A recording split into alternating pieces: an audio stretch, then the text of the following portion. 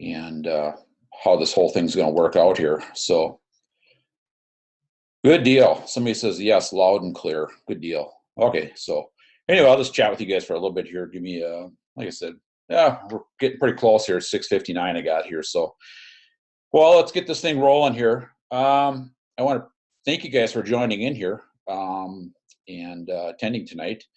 Couple of housekeeping items. I've got a separate monitor set up here so I can view what you guys are seeing. So hopefully if there's any crashes on that you guys don't see me or hear me, that I can catch it over here. But and you'll see my mug up here on the screen here. So you can either take it all away, or you can downsize it and things like that. You can move it around the screen, drag it around.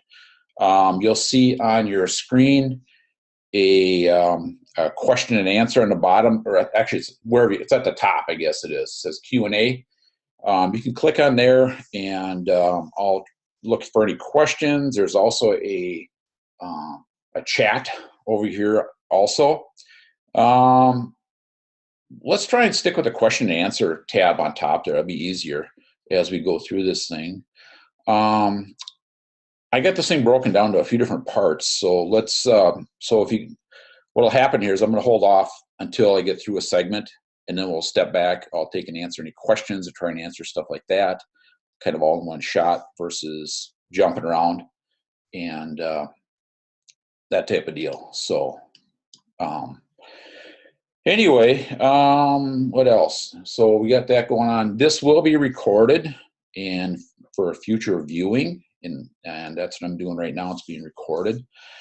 Again, if you guys can't hear me, I've had a couple of people say, yep, loud and clear. So, so evidently, if you got any issues, it might be on your end, and go from there.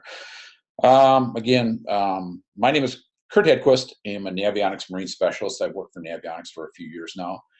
I also work with Doc Sampson, Bruce Doc Sampson, on his Dr. Sonar website, Facebook page, and things like that.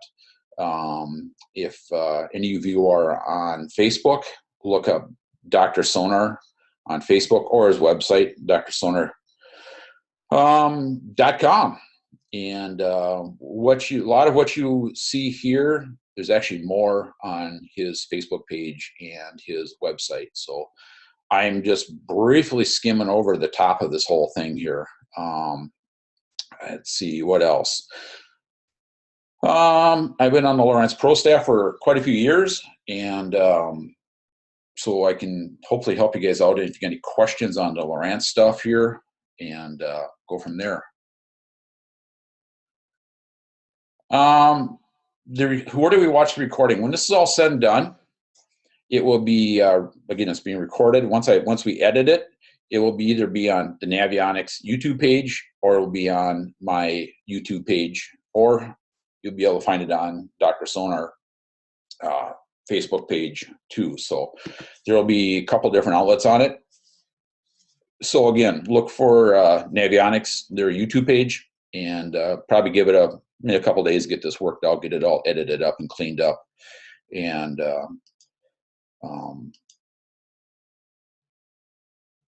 so anyway, if I get distracted for a second here, it's because I've had I got my side of it, I can see hands raised and things like that. And so far, there's 180 of you here. So all you guys be muted. It'll just get too confusing if everybody starts talking and things like that. So we'll keep it as a question and answer type deal here, and go from there. So let's get this thing rolling here, and kind of go through this. What I got here is understanding sonar, and kind of give you my itinerary here.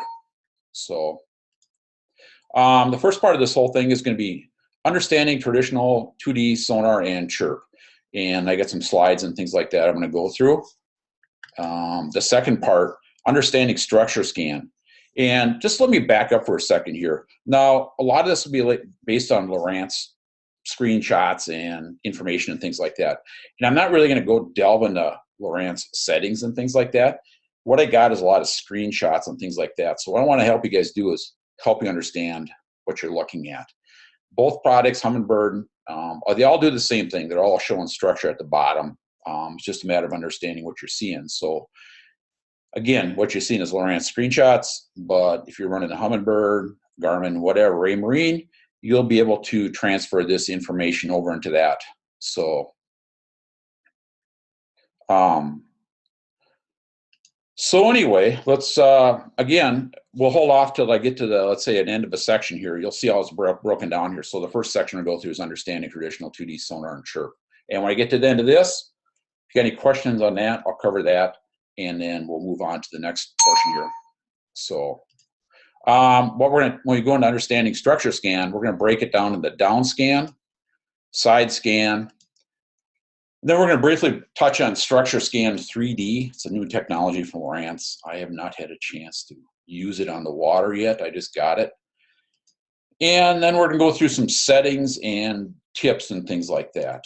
So it's kind of how it's all broken down here into different segments. And let's get rolling here. Well, we almost got 200 people here, which is pretty cool. So we'll get this thing going here. So we're going to start at the Sonar Basics. Again, like I said, I've worked at Doc Sampson for a few years and stuff like that. This is kind of how we start out. The Sonar Basics, kind of, so everybody knows what's going on here. So Sonar Basics, transducer is a transmitter and receiver of sound. That's a little black thing that hangs in the back of your boat, and there's either, either got SideScan, DownScan, or, a combination of each and the other ones. So a ping is each pulse of sound that is sent from the transducer.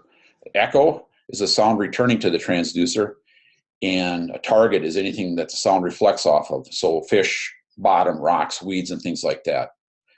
Another thing that the transducer does is it basically measures distance from the transducer to a target or an object. So you can see by my little arrows there what I got going on there, and how that whole thing plays out. 2D sonar cone. I'll give you a little. Each one's a little bit different. Again, what I'm going off of here is just kind of a rule of thumb. 200 hertz, pretty standard on most manufacturers' sonars. For example, a Lowrance. For every 3 feet of depth, there's approximately 1 foot of coverage in diameter. So 6 feet is 2 feet, and so on and so forth, if you do the math. It's a circular cone that goes down below the boat. And so as you, so anyway, that's how that all works out. How does a sonar make a fish arch on a standard sonar? Basically a transducer, we're gonna go through this little, I got some really nice slides here. Transducer measures distance to a target. Fish arch is created from 2 sets of data: distance of the fish from the transducer and strength of echo return from the fish. Big question I get a lot of times is I'm not seeing the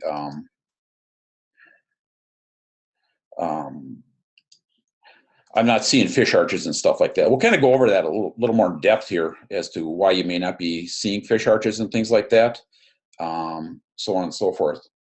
So, so basically, what a transducer is doing it's measuring distance of a fish to the transducer. That's how fish arches are created, and the strength of the echo return from the fish. How does a 2D sonar make a fish arch? How does a sonar make a fish arch on 2D sonar? So what I got down below here is a nice little picture down here of basically your transducer out the back of your boat.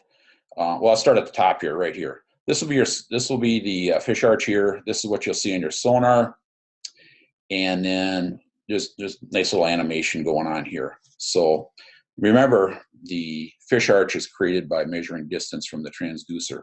So if you look here, the fish is furthest away from the transducer as it enters the cone, and as it moves through, and the fish doesn't change depth. What it's doing is it's moving through underneath the boat and staying flat. So as you get closer to the transducer, it's getting closer. It's getting closer to the transducer, so that's the highest part of the fish. So as you move across here, It's a little jerky on your side there. You'll see how basically that's how a fish arch works out. It's the tail starts out in the front part of the cone. The fish moves through the cone, and the top of the arch is typically the closest to the transducer, typically the actual depth of the fish. As the fish leaves the transducer or the cone, it tails off, and that's where you get your fish arch from. So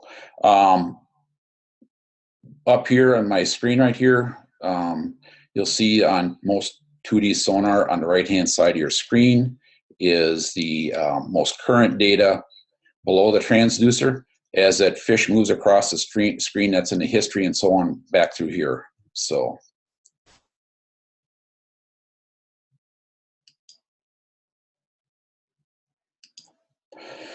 another thing that affects fish arches is the speed that you're moving. If you're sitting still, many of you have seen sitting on top of fish like you're vertical jigging, you'll basically get a flat line. As you start moving, you start getting that fish arch where the fish is moving through the transducer cone. And as you move faster and faster, that fish is in that cone less and less. So your fish arch decreases in length until you're, it's just in that transducer cone just for a brief moment.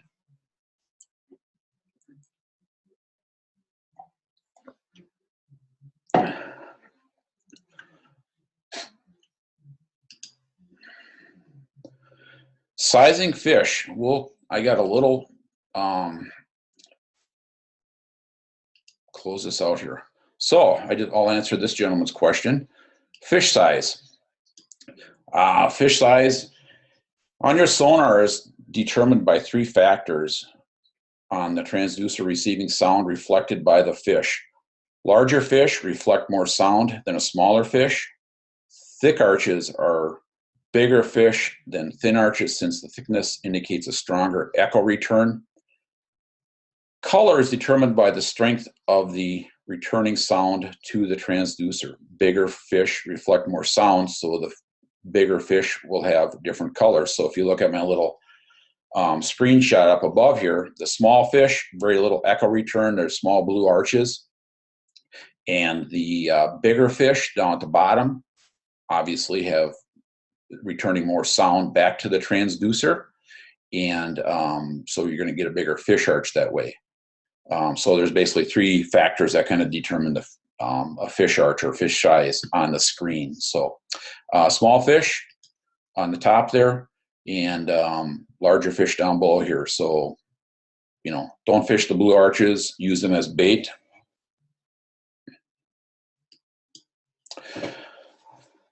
Bottom hardness. Bottom hardness is determined by sonar with 3 sonar methods. Since harder bottom reflects sound, echo better than soft bottom. So what I got here is a kind of a screenshot of transitioning from a soft bottom to a hard bottom and then back to a soft bottom. So anyway, hard bottom reflects sound better, so you're going to get a thicker band on the bottom on the bottom like that. And if you are deep enough, you may see a second echo like that. So what that is a sound bouncing off the bottom. It's hitting the top, going back up, hitting the water surface, and then coming back down. And so then it's returning back to the transducer. So it's actually traveling through the water column twice. And if you have your depth set deep enough like this, you will see the second echo. Color indicates echo strength, and yellow on the palette choice, on this palette choice, relates to the strongest echo. Thickness of the bottom band, second echo only shown on the left side with the white arrow. So we got going on here.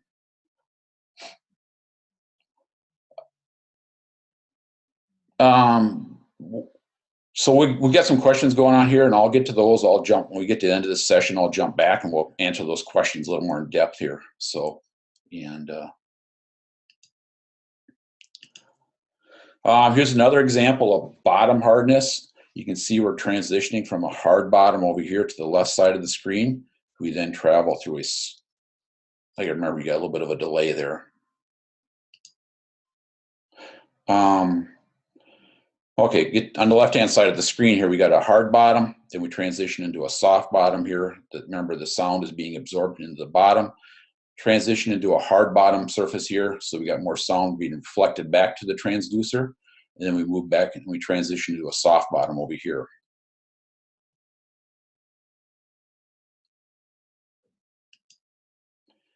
Thermoclines. You know what, maybe I'll stop here for a second and answer some of these questions I got going on here, so we'll get caught up here. Why do I see half arches? Is it my transducer is not set up properly?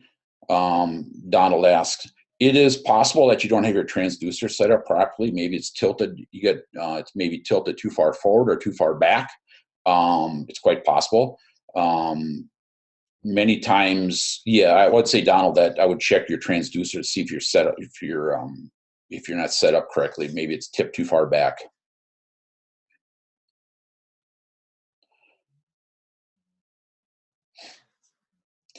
Does sonar paint the top of the fish body, or is it seeing the air bladder inside of the fish, which is different density than the water? Yes, it is. Yeah, it's hitting it. James asks, does the sonar paint the top of the fish arch or fish's body? No, it's hitting the air bladder inside. Sean, so yellow bottom is hard? Yes, it is. The thicker the arch actually is what it is. So with the color palette I'm using, it's going to show up as the thicker band of yellow will be a harder bottom.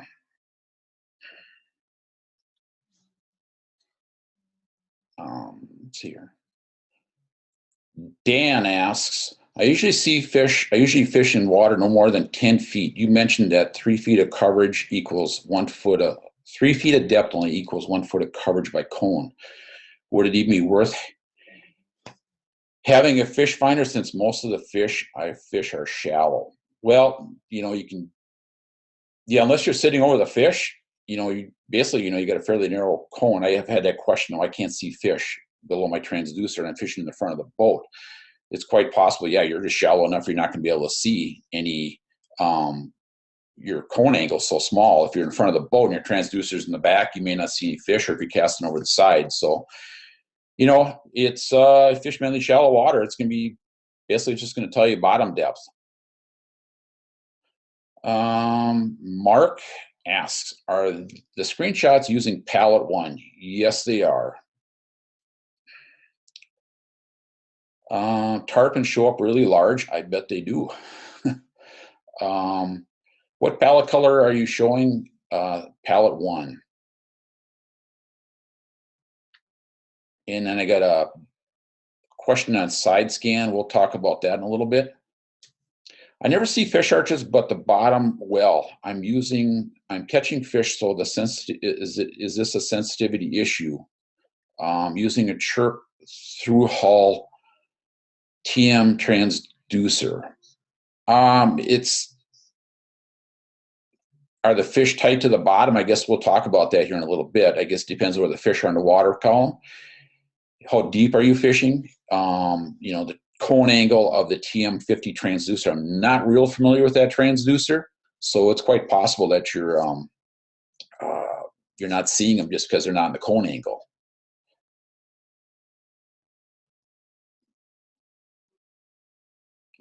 I fish mainly PNW ocean plus or minus 200 feet and wanting to know if the current can create a return. I see a lot of blue clutter on the bottom or near the bottom of the water column, but not any bait. That's what Tim asks. It's quite possible. You get a change in density, and actually the screen I show right here, right now on thermocline kind of will maybe answer that question. So what we got here, this is a lake in Minnesota, and middle of summer, we got a thermocline that's set up in about 35 feet of water. So if you think you got a thermocline and you're not seeing it, you can turn up the sensitivity and that thermocline will start to appear. And of course, you're probably not going to see any fish below the thermocline. And it's very similar. If you got a current or something down, you might have a change in water density. And so if you're seeing a nice long, flat bottom like that, you may have a thermocline set up or some sort of change in density in water. And you can typically, like I say, this is on normal settings in Minnesota here, and I was able to see this on a lake here.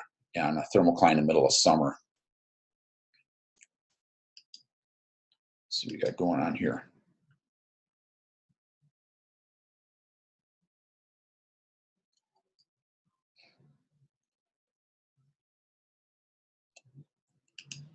Let's see here, one more. What we got going on here?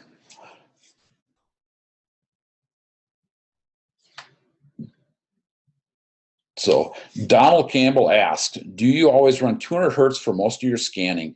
Yeah, typically I run 200 hertz, or we'll touch briefly on chirp. I've been playing a little bit with the chirp on my Lowrance unit, but typically, yes, 200 hertz is pretty much what I run for scanning.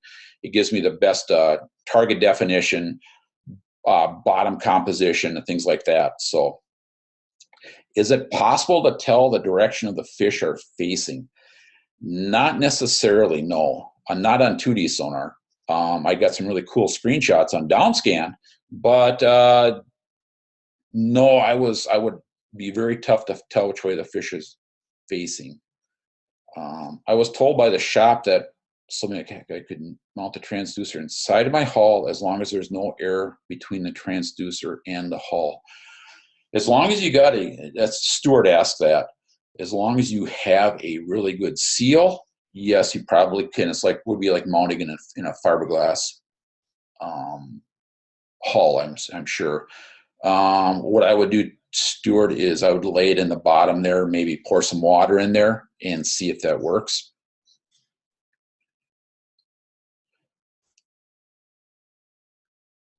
Let's see here. But yeah, Stuart, getting back to you. Yeah, you want to have a very tight seal on the bottom of your kayak so you have no air between the transducer and the hull. You can try it. What some people sometimes do with that is they'll put a little bit of water in the bottom of the hull and then lay your transducer on the bottom and see if you get a good picture. I run a fiberglass boat, and I have mine externally mounted. I just found that I get better picture and stuff like that. It just everything works a little better on the external on my boat.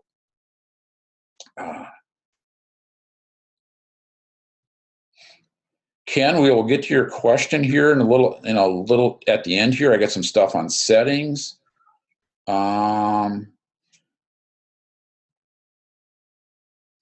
Let's see here.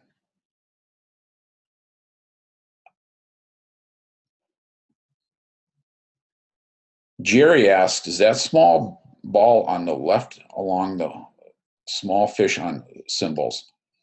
Yeah, there's probably some small fish right here, right up here where my arrow is right there. You see a little bit of yellow like that. There's probably some small fish right there, and quite possibly, picking up some small fish along through here also. Let's move along here. What we got here is fish tight to the bottom with this palette color. So I just wanted to give you an example of what fish tight to the bottom may look like.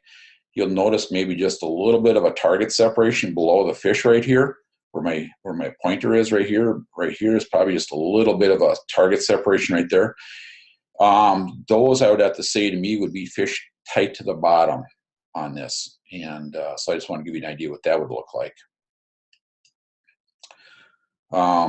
Here's an interesting screenshot I gathered a couple years ago. It is a fish swimming along with the boat. I thought this was rather interesting. So as you can see here, the fish, my red arrows are pointing towards fish right here. And so what happened here, the fish didn't actually probably swim off the bottom, but it right back here, it probably came up off the bottom a little bit. And then it swam along with the boat underneath the transducer, almost like it was vertical jigging. It just kind of kept along with the boat here, follow my arrow, my pointer. And then what happened here towards the side here is that actually I'm doing this backwards here. The fish on the right-hand side here is the most current data. So what happened here is the fish entered the cone, and then it moved closer and closer to the center, and then it tapered off here. Let's see, hold on, I get that backwards. So, pardon me. So, fish on the edge of the cone is on the right-hand side here. So that fish moved away from the center of the cone. If you remember back, outside of the cone is the weakest signal, so that fish was just swam off to the side of the cone.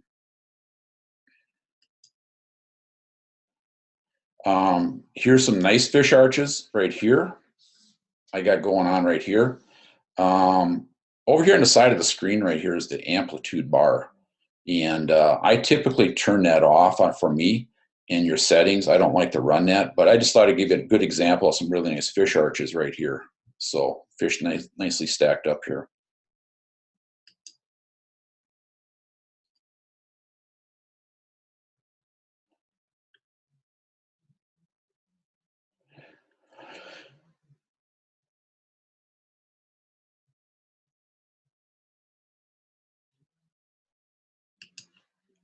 Let's see here. Let's continue on.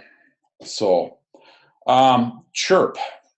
We'll answer some questions on chirp here. Chirp is compressed, came out of the saltwater market more or less.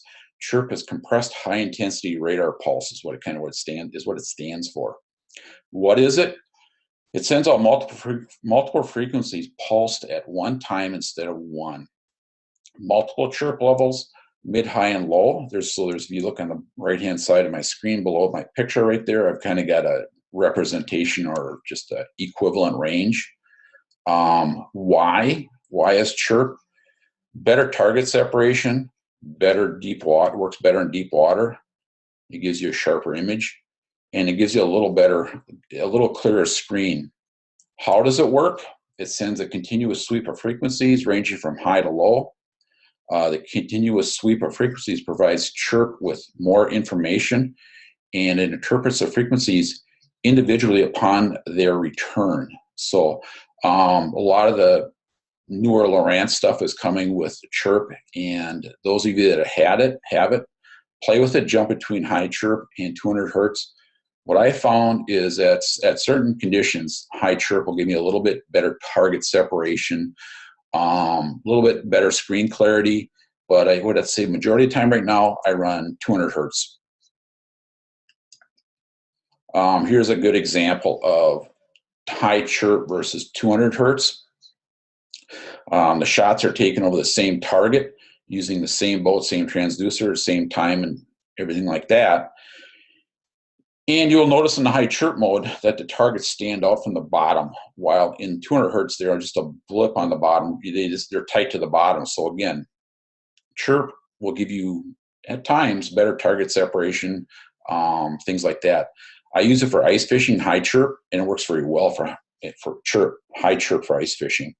So, so those of you that have it, play with it. You can jump back and forth.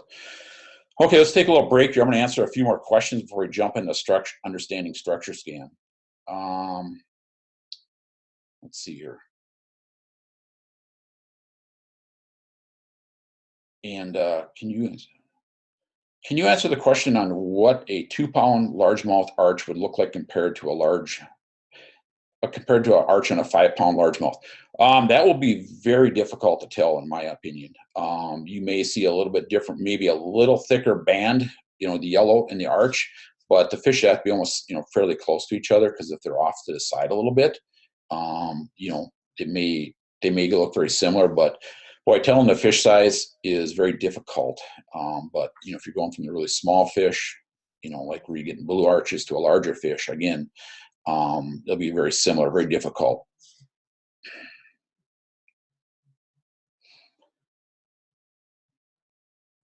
Tyler asks, is there a way to tell which side of the cone the fish may be on? No, you can't. Not necessarily, because if you think of the cone, all that information that's collected by that transducer, and that circular, that 20-degree cone is all compressed into one vertical readout on the right-hand side of the screen. So it's very difficult on the right-hand screen to tell which side of where it is on 2D sonar. What speed do you have your sonar screen advance at? I leave mine advance at, well, Lowrance, it's on ping speed. I just leave my ping speed set at high, and just leave it there. So I just typically leave it on just OEM setting typically.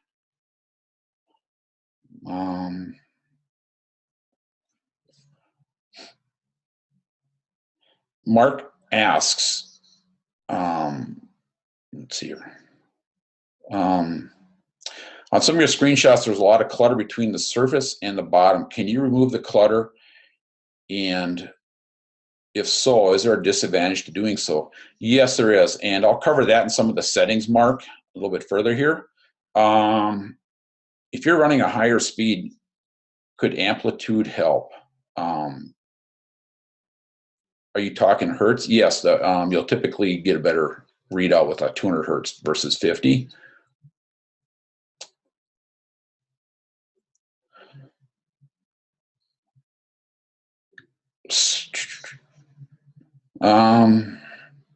Jason asks, I have a question about chirp and not using it. I live here in New Orleans in Southeast Louisiana, living in the sportsman's paradise. We have underwater structure all over, especially. What would you recommend as far as using chirp or without? Can you recommend the best way to identify how close the big structure could be as far as identifying structure that is the best resolution for 200 hertz? Thanks.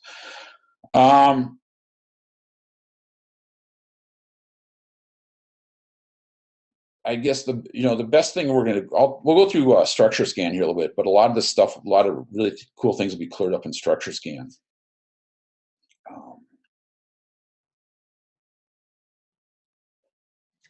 Rex asks, what settings would you use in shallow water? I typically leave everything in auto and let the machine operate itself. Is there a minimum depth where chirp is effective? Ken asks.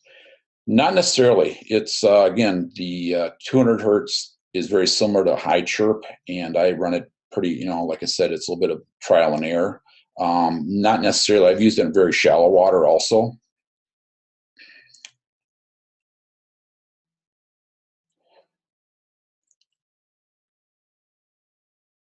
At what speed does 2D become unreliable? I'm assuming that you're talking about high speed. As long as you can maintain bottom contact, it should be real time.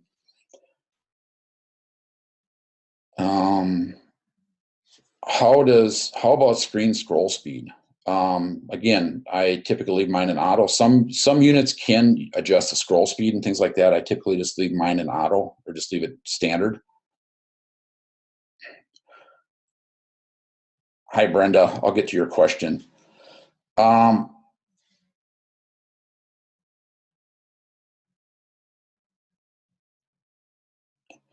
Austin asks, here in South Louisiana, we've got a buffet of water bodies, conditions to fish with, from shallow swamps to the infamous Toledo Bend. I'm assuming that minimum depth of 15 feet or greater that I'm scanning. If running 200 hertz or 283 hertz, what other settings necessarily adjust the clarity of the picture? We can get into that in the settings.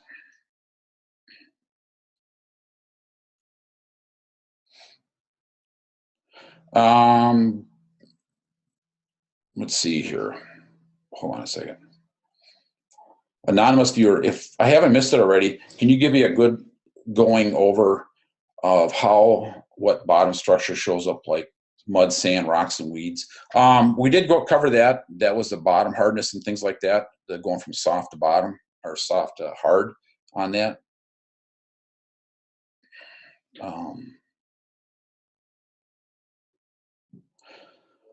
Let's move on here a little bit. And like I said, if I don't get to all your questions, I'll spend some time with you guys here later on, and we'll go through the rest of them here. Let's keep moving on here, and I'll try and get to all your questions here. So I apologize if I don't get them all, but there's I think there's like 200 some people, 225 people asking questions here. So I'm going to try and keep up with them.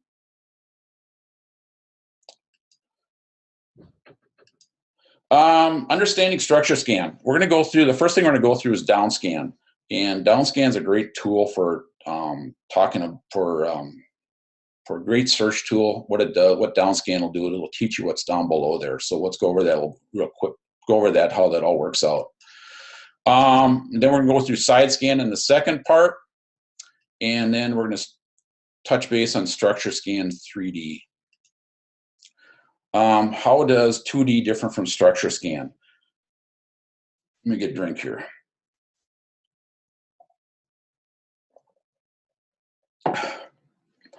2D operates at a lower frequency. 2D is a wider cone front to back, if you remember at the very first screen. 2D has less detail and target separation. 2D works at all speeds basically. Structure scan is a higher frequency. Structure scan is a narrower cone footprint front to back. Structure scan has a wider cone or footprint side to side. And structure scan gives you more detail or target separation. And structure scan works better at low speeds. My easiest way to explain to people is that your standard 2D sonar works like an X-ray. It gives you, tells you what's down there and things like that. I got a couple examples here of a hand.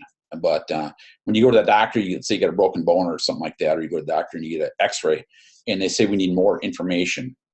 You go back in for a CT scan, which in my is the way I kind of equate how structure scan works out here. So it gives you a lot better detail. It works at a higher frequency, and it draws things out better. And it's a narrower cone front to back. So we'll kind of go over that whole thing, how that all works out. So what we're going to go over first here, let my screens catch up here. There we go. Is what we're going to talk about first is the down scan, this center section right here, the yellow portion right here. And then of course we got the side scan, the blue sides out to the side here, and then both sides. So, and down below here I got just a little bit of a representation what you would see on the screen. So let's go on here a little bit. So here is what I got going on here is a comparison of your standard sonar cone is blue right here. So you can see just a rough representation of what it would look like. And then what you got is your DownScan cone off to the side of the boat right here. So you can see it's a narrower cone front to back, but it's also wider. And down below here, I give you an example of how it would look on your screen. So on the right-hand side of your screen, with the boat traveling to the right, the current data will appear on the right-hand side of the screen. Everything on the left-hand side is all history. So as you travel along here, DownScan will appear on your screen like this, is how it'll appear as you're traveling across with DownScan. Beauty of DownScan is those of you that have it, there we go. It gives you better target separation. What I find it does is it teaches you what you're looking at on your 2D sonar. If you remember back into the 2D portion of this thing here, I had a screenshot showing two fish laying real tight to the bottom, and it was hard to tell, that they were fish. If you weren't paying attention, you may have thought they were rocks or just a log or something laying on the bottom. But if you look over on the left-hand side here, you can see the two fish. You can see the target separation right below here. So that's where I find is DownScan is a great tool to teach you what you're looking at on 2D. I run them I pretty much run them side by side all the time. I run 2D and then I run my DownScan if I'm fishing. The target separation is that much better. Here's another representation of 2D versus DownScan. Again, what you see here on 2D is a lot of, fish arches are all kind of clumped together. But if you look down below here, on your DownScan, you can see multiple fish, the target separation and things like that. So you can, the target separation is way better with DownScan. So it's like, again, it's a great tool to teach you what you're looking at on your 2D sonar.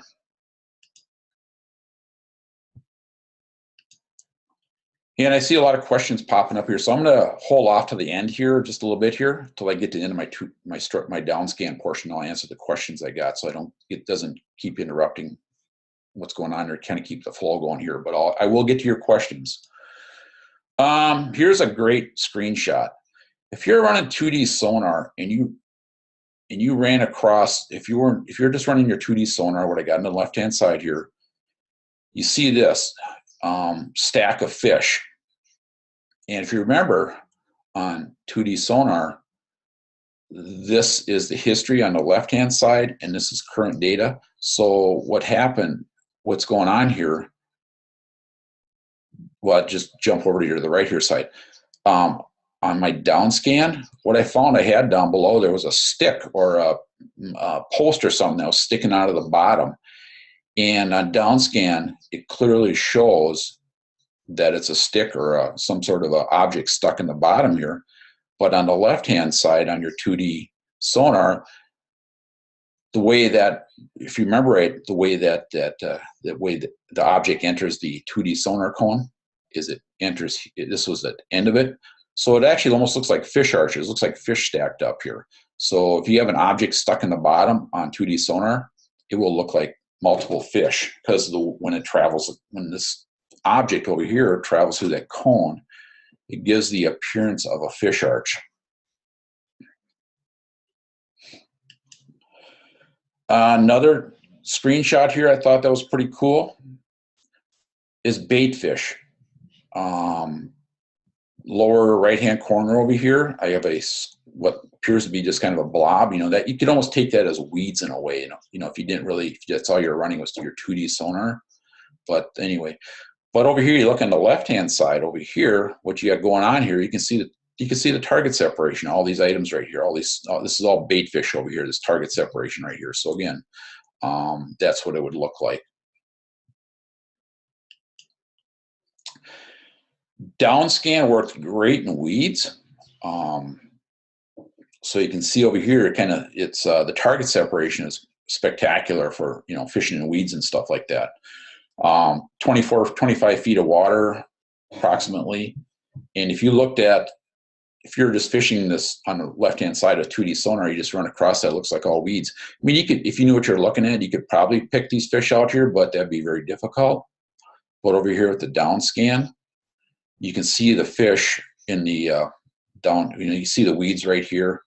There's a patch of weeds, then you see the two fish right here, then you can see the target separation, or you see the individual weeds over here. You can see thermoclines on, here we go. You can see thermoclines on DownScan. That screenshot I had earlier on the 2D sonar showing a thermocline, this is the same screenshot, same area right next to it. And again, the thermocline on the bottom here, the water, it changes density. It's reflecting back more sound back to the transducer. So you're gonna see this white haze across the bottom here, and that's what you would find. That would be your thermocline. And so I just want to give you an idea that you can see thermocline on DownScan. Bottom hardness on DownScan. Well, again, if you remember, harder bottoms reflecting more sound back to the transducer. It works the same on DownScan. Is that we go from a soft bottom right here. We hit a hard rock pile or a point right here, and then we transition back into a softer bottom right here. So again, over here on the left-hand side of the screen, there's not as much sound returning back to the transducer. As we move to the right, you're getting more echo, more sound reflected back to the transducer. So then it turns white, and then it goes back to a softer bottom. DownScan Detail. Somebody asked, can you tell which direction the fish are facing? On 2D sonar, it's pretty darn difficult. I've never been able to tell personally. But on DownScan Detail is that much greater. So this is some screenshots that came off of Dr. Sonar, and a gentleman submitted this there. And it was a pretty cool screenshot. I thought it was worthwhile including. And you can see it looks just like that fish pretty much. So I thought that was pretty interesting. So and again, you have to be moving just right. Everything has to be perfect in order. You got to be moving the correct speeds and things like that. You know, get some of this stuff. But it is attainable. Anybody can attain these screenshots or these images.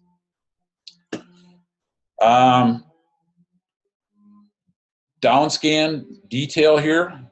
Again, over here, you can see on the top right here, down below here is a side scan. We'll cover side scan a little bit later here, so don't get too wrapped up in the side scan down below here. But what I want to do is show you some more DownScan detail. These are out of the Missouri River, and they are, oh my gosh, drawing a blank all of a sudden. But anyway, they are paddlefish. So you can see the beak out here. You can see the tail and stuff like that, and the body right here. Okay, let's hit some questions here now that we're done with the side scan portion. We probably got some questions on side scan.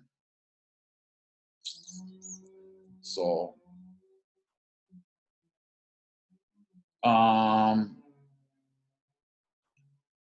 okay, bear with me here.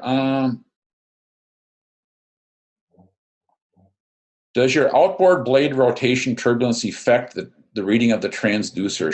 Should you mount it to the port or starboard, or can you mount it multiple transducers on the same side? Boy, that's typically not. If you're going, Jerry, if you're going forward, no. But if you start back trolling like some people back troll, yes, you can get turbulence going across the face of the transducer, and that will give you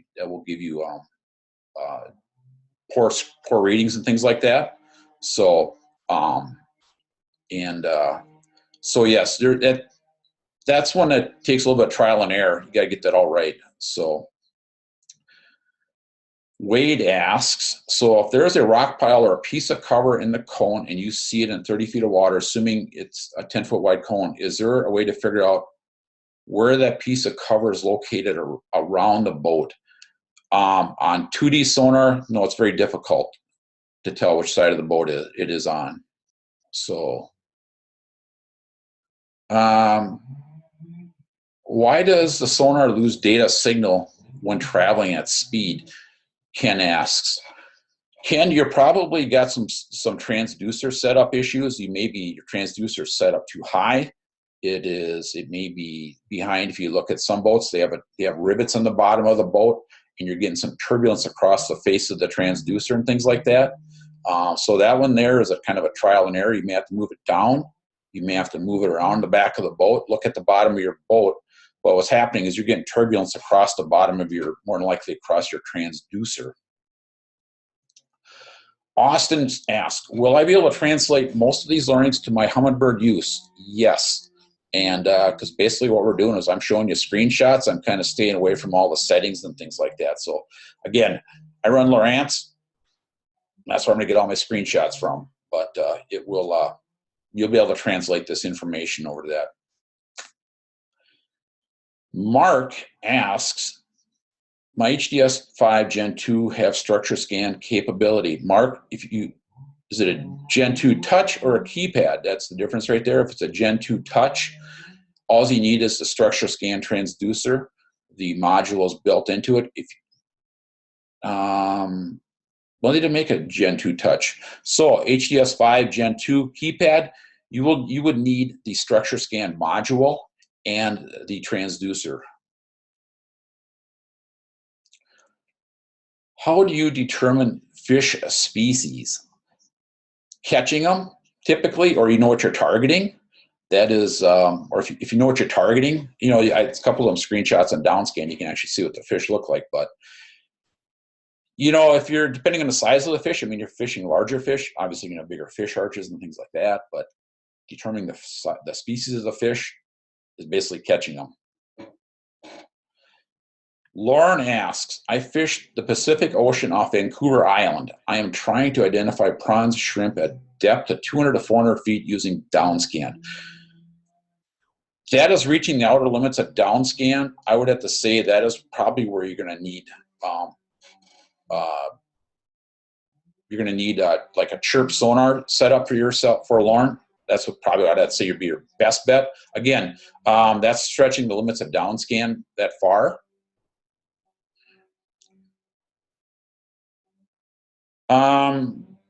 Donald Campbell asks, I noticed with the DownScan, is it always at 455 or can it be changed, or should it be changed? You have two settings there. You have, Donald, you have 455 and 800. And we'll go over that a little bit in the settings here a little bit later on.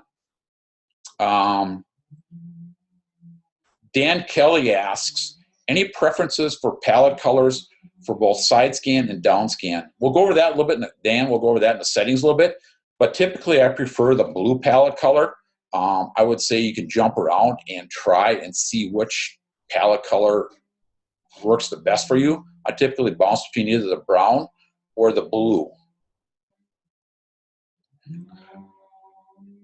Are the settings the same for a small screen unit compared to a larger screen, or is there something you need to change to see better bottom detail on a smaller screen? No, Paul, typically they transfer across the board, small screen versus big screen.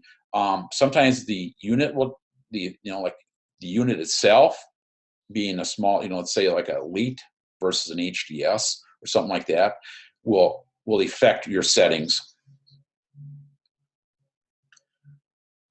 Once you identify fish on the sonars, what is the best way to get bait onto those fish? Mark the fish, turn on them, course of ground extension, line up a waypoint, and then use the scale on the course of ground to know how far to pitch the bait. Well, basically you can drop a waypoint on them, and you can turn around, go back over to them, and you can drop on them, and yeah, you can do a course of ground extension and travel back to that bait or that fish. When you mark fish on DownScan, how do you tell if it's on the right or left-hand side of your boat? It is very difficult, just like 2D sonar. Basically, your sonar, your transducer cone is collecting data, and it's printing it out in a 2D, or basically just a straight up and down pattern on the front of your screen. So if you can see that one screenshot, the fish just traveled basically straight through there. So it's compressing all that information into a vertical line, and that's where you would find your SideScan would work.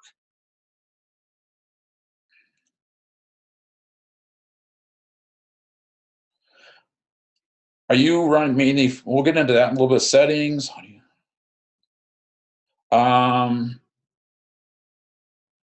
Tim asks, what's the effective range for depth and DownScan? That's going to vary by manufacturer. I guess each manufacturer, like Lowrance, every couple of years they come out with a different DownScan. They have the LSS1, and then they have LSS2 HD, and now they got the Structure Scan 3D. And each one of those is a little bit different. So I guess you got to look at your, wherever's, when the OEM comes out, look in your manual, and that'll kind of give you a rule of thumb what the effective ranges of DownScan.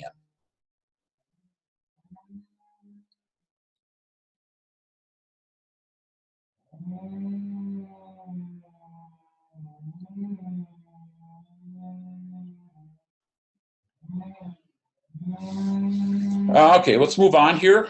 And again, I'm going to try and get to all your questions, but I got to keep this flowing here. We're going to be here all night. And but let's keep going here. Oops, close this off here.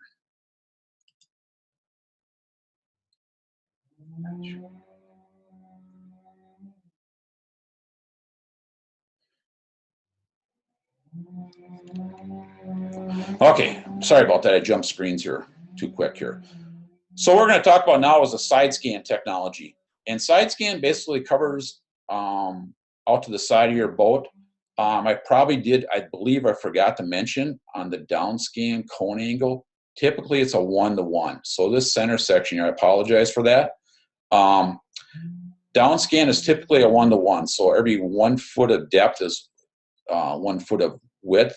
So it's basically a 45-degree angle is what the rule of thumb is for DownScan. So you can figure about a 45-degree angle off the back of your boat. So it's about a 1-to-1. SideScan is going to vary the cone angle and stuff like that, but typically what we're going to cover now is this section here to here and here to here out to the side of the boat. And then if you look down below here, remember I mentioned that the cone angle front to back was narrower versus more circular. So this is a representation of what the cone angle approximately would be front to back. Same with over here. So we're going to talk about this section right here. off this side of on the SideScan technology. Again, just mention quickly that every manufacturer is a little bit different on the amount of range that you can see out to the side of your boat. It's typically you got 455 and 800 hertz, and so in each manufacturer actually has, when you got 455, the distance is actually different than 800 hertz off to the side of the boat.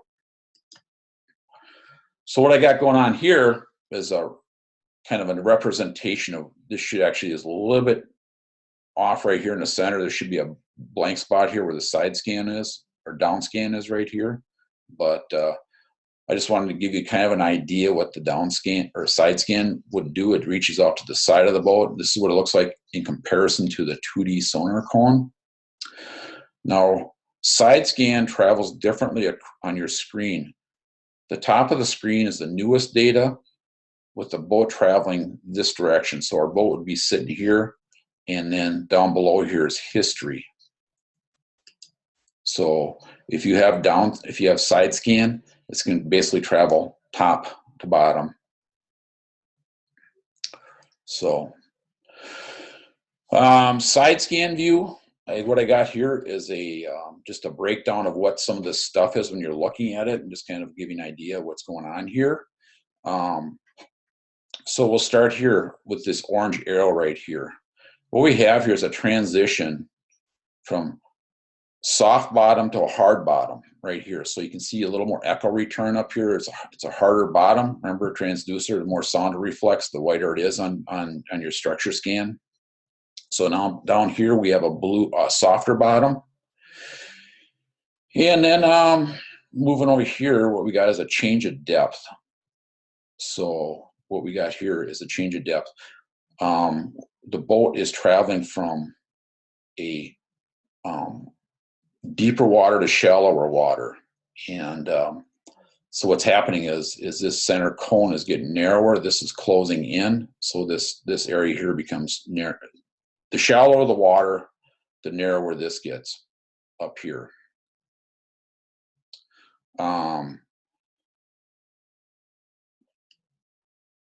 What I got here, the yellow arrows over here, are fish on transitions, and I'll show you a little bit how to identify fish on SideScan technology over here, but this would be fish over here, these white dots. The green circles are bait fish right here. Right here and right here is bait fish. Now, a lot of people keep asking if you can ID which side of the boat fish are on. With DownScan and 2D sonar, it's very difficult. Now, 2D or a SideScan, you can. Obviously, this is the front of the boat right here. The boat's right here. This ball of bait fish should be on the left-hand side of the boat. The reason these two are split is that this ball of bait fish is intersecting that center cone or the inside edge of the SideScan cone. And then my blue arrows here, again, are pointing towards hard bottom, and then my purple arrow is soft bottom. SideScan view, what fish look like scattered on a hard bottom or a sandy bottom. Again, here, just touch base real quickly here. The reason I'm saying this is a flat bottom is that this edge right here and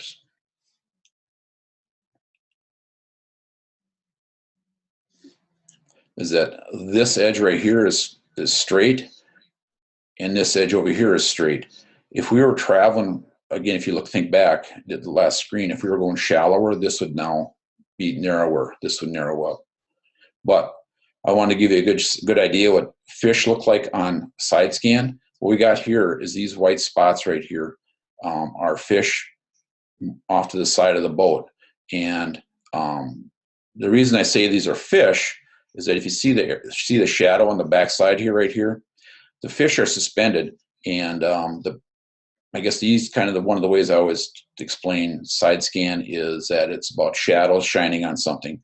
So if you walk out into your yard and the sun is shining and you see a tree, and it's attached to the bottom, or a log or something that's laying on the bottom, the shadow's attached to the ground. But if there's something hanging in the air, like a ball, if you took a ball and suspended, or say a plane flies over, you always notice that the shadow is not attached to the ground. And that's kind of what it is right here.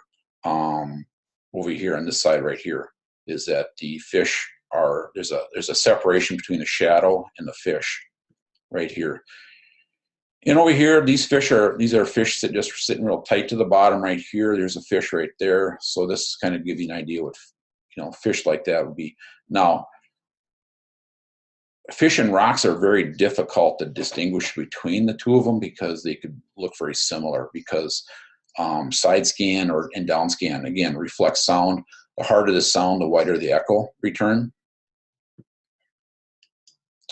One thing I will tell you on SideScan is, for example, you see them in 13 feet of water. If I had my distance set at, let's say, 200 feet off to both sides, everything on the screen becomes very small. The less distance I'm covering with SideScan, so if I use less range or zoom it in, it's basically like zooming it in. So if I just set it 150 feet on both sides of the boat, all these objects have become very small, very hard to see. So what I typically do on SideScan is I will take my sonar out of auto range and adjust the range manually. And so what I did here is I took and had decreased the range, so I only had 60 feet to both sides of the boat, and now everything becomes bigger. Another screenshot here shows boulders, small, again, like I said, oops, remember I got a little delay here. Boulders and fish on the bottom are very, very hard to tell. I mean, so this arrow here is showing boulders up here, but again, it's very difficult to tell what they are. Next one down here, some logs. You can see how they're laying out like this. Now here on the right-hand side of the screen, fish suspended over the drop-off. What we got here is a drop-off right here, and this spot right here. So if you think about it, the transducer is sending a signal out to the side, and it's reflecting sound from right here back to the transducer, and then the signal is continuing on, and so you're getting a dark spot right here because there's no sound reflex.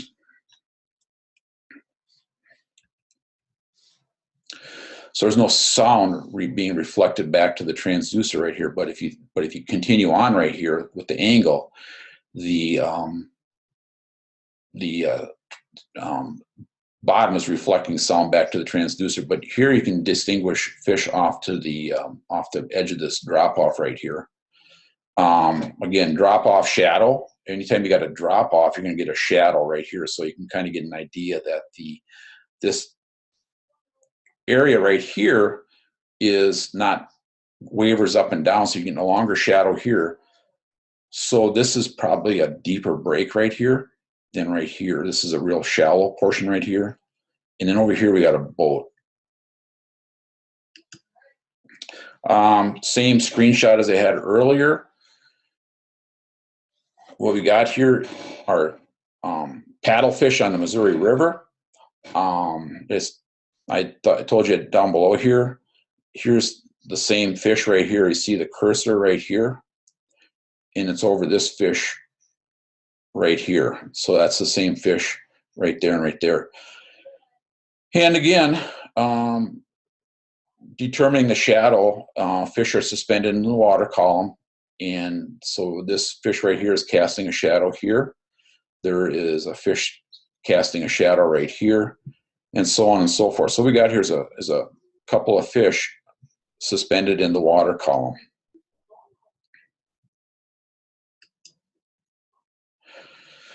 SideScan is great for weed flats. You can cover a lot of ground with looking at weed flats and things like that.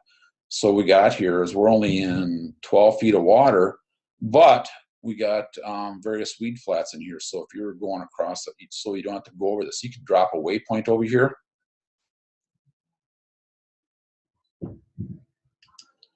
Oh, shoot.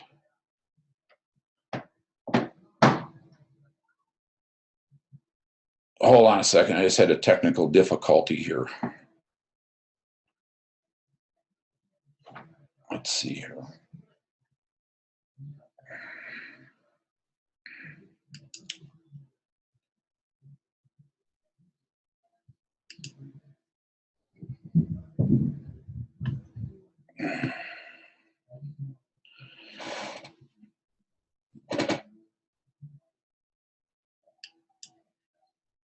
Hold on a second. Something just happened here. I just lost my...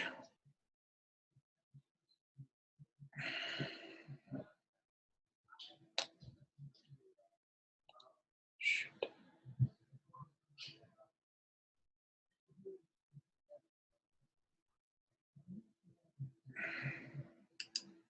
Ah, there we go.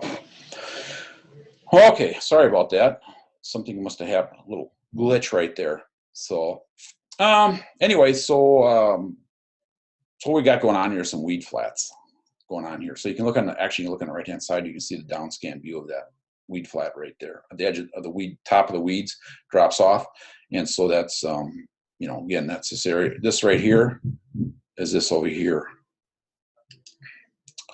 Side-scan view of a hard point. And this is what this is side scan of a point. You can see scattered boulders and rocks above it. And what's kind of, we go from a soft bottom right here. This is all soft bottom right here where it's darker. Then we're moving up over a hard bottom point, probably a rocky point of some sort. It's reflecting more sound. Then we're transitioning off here. So you can see right here, the water column, this center section right here that's being covered would be covered by your downscan. It's deeper than we hit, starts coming up right here, gets taller and taller, or it gets shallower and shallower, actually, I meant to say. So this gets narrower and narrower, and then we get wider here. So we're dropping off in the deeper water. Composite of all three views. Here's downscan down below here. Oops, sorry about that. Downscan right here. So I wanted to give you a good idea what downscan looks like. Here is a bunch of bait fish down here, a school of bait. Side scan right here in the upper left-hand corner. This is what the bait would look like here. You got your bait cluster right here. We got some rocks. We're coming up on a rocky point right here, some sort of rocky ridge. And over here on the upper right-hand side is we got a you can see the bait fish are clustered right here, but it's hard to distinguish them right here. And but here's a good example of going from a soft bottom right here to a harder bottom to get more echo return, and then we're on a rock pile, and then it's getting shallower over here, or getting deeper, I meant to say. Sorry about that. Similar screenshot, just I wanted to again show you target separation of what downscan looks like versus 2D, and then your side scan over here. So you can see the fish scattered on your side scan right here, both sides, and then your downscan right here. So let's back up here. I'm going to maybe try and catch up on a few questions here we got going on. Let's see here.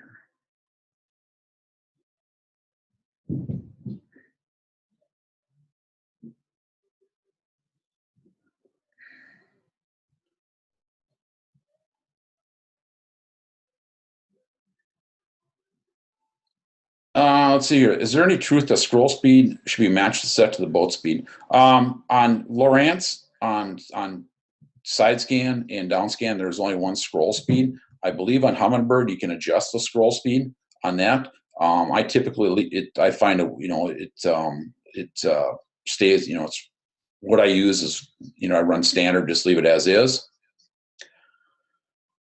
So SideScan does not include the bottom. So SideScan does not include the bottom, the downscan covers. So if you were just running SideScan, you would miss the bottom directly beneath the boat. Yes, you would, Tyler. Yeah, so if you're just running SideScan technology, just running SideScan, you will only get what's on both sides of the boat. You will miss what's directly underneath the boat. Rex asked, how do you decide what your ping speed should be set at? Typically, I leave mine at maximum, and that's basically default on mine. On structure scan, there is no ping speed to set.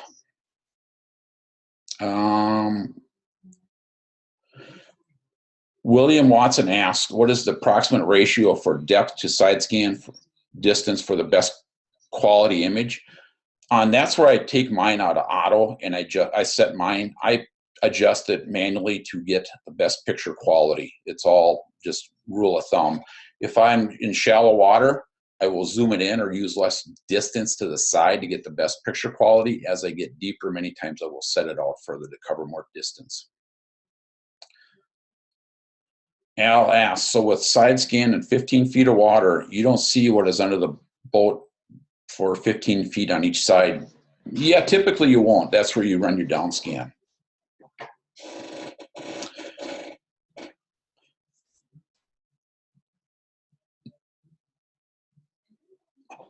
Dave asks, what depth will you be able to see fish and structure on side scan?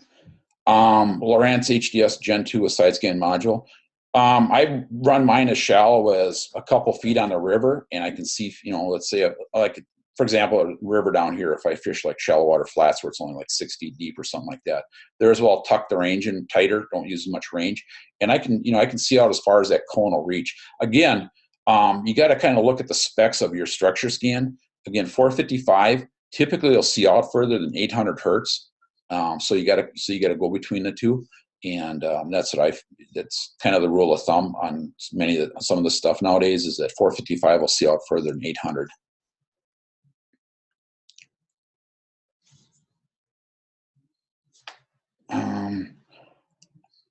If you have chirp technology for better target separation, does the target separation resolution get better when combined with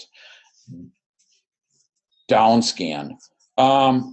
Now, Lowrance, you can't run them both together, so you'll get better target resolution with chirp, and you'll even get better target resolution with DownScan.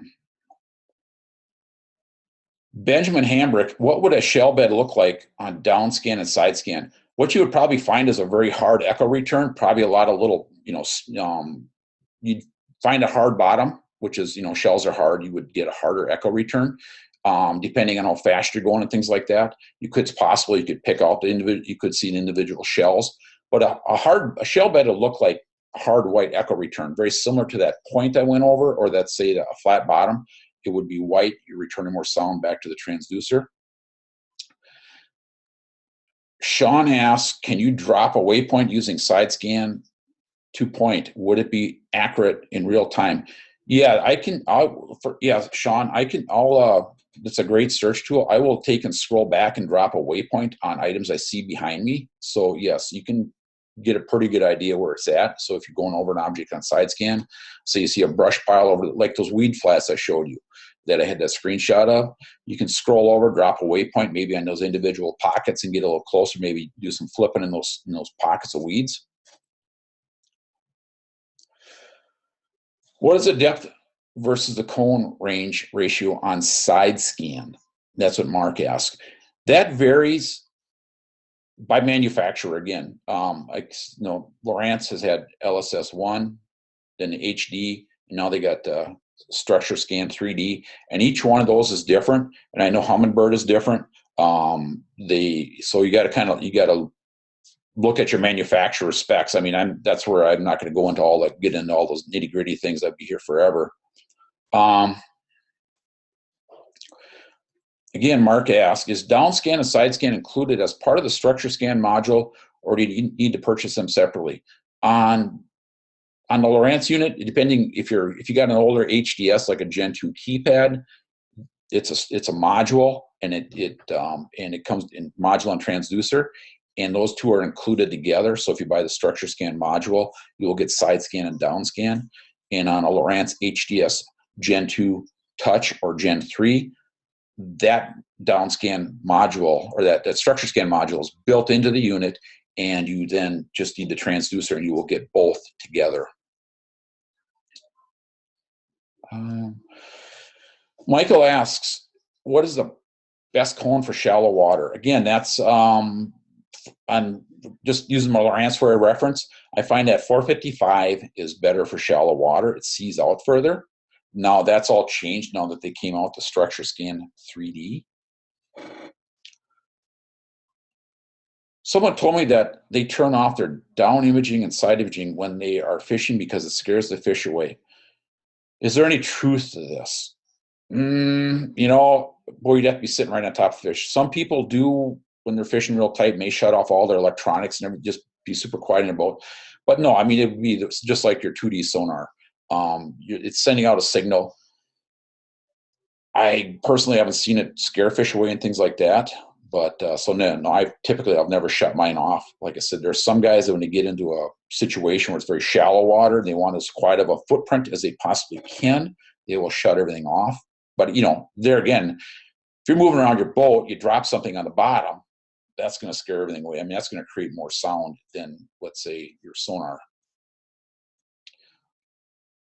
If you are fishing in 8 feet of water, you see a wider range at the bottom if you're using DownScan compared to 2D sonar. Dan asks, yes, you are. You will see a wider cone on the bottom. Again, remember that 2D sonar is typically about for every 3 feet of depth, you get a 1 foot cone, 1 foot distance. SideScan is typically a 1-to-1, so you will see more distance with DownScan versus a 2D sonar, and that's why sometimes if you see stuff on DownScan, you may not see it on 2D sonar because the cone is wider. So let's say you go over a school of fish, or you go over a fish, you might, and it's not covered by the 2D sonar cone, but all of a sudden you'll see the fish on the DownScan cone.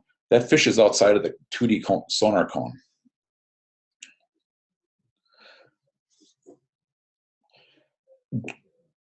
Barry asks, Dragonfly chirp higher frequencies, what does this look like compared to Lowrance? To be honest, Barry, I could not tell you. I have not run a Dragonfly chirp unit at all, so I wish I could answer that, but I have not used that one. William asks, what is the best speed for mapping bottom and how much impact does wave action have on image quality? Typically on SideScan, you want anywhere less than 10 miles an hour. And I typically say that 6 miles per hour is probably your best speed for SideScan to work the best. You can go down to as long as you're moving, it'll work. But like I say, anywhere from 2 to 6 miles an hour, I'd say is very good for SideScan technology to give you a good picture of the bottom. And does wave action impact quality? Yes, it does. The boat's moving up and down. Here, if you look right here let's close this out right here. See right here on the screen, Dave, little ripples right there. There was probably some rocking in the boat like that. So you're going to get a little bit of a ripple action in the bottom.